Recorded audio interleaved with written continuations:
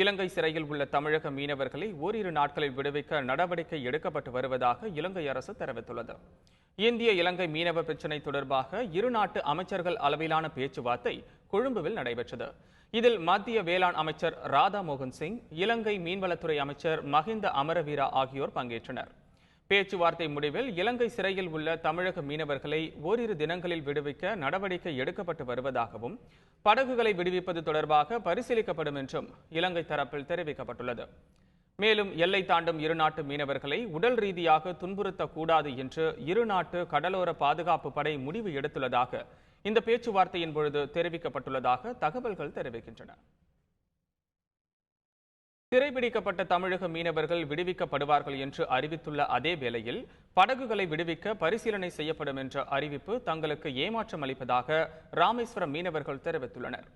மத்திய அரசு இதில் தலையிட்டு படகுகளையும் விடுவிக்க நடவடிக்கை எடுக்காவிட்டால் தமிழகம் தழுவிய போராட்டம் நடத்தப்போவதாக அவர்கள் அறிவித்துள்ளனர். மீனவர்கள் மட்டும் விடுவிக்கப்படுவார்கள், படகு விடுவிக்கிறதுக்கு பரிசீலனை செய்யப்படும் சொல்லியிருக்காங்க.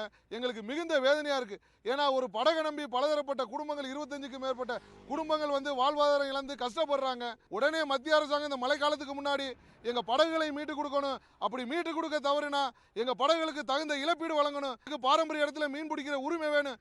அப்படி இல்லைன்னா தமிழகம் தழுவிய மிகப்பெரிய போராட்டத்தை நடத்தி எங்கள் படகுகளை மீட்கிறதுக்கு நாங்கள் தயாராகி கொண்டிருக்கோம்.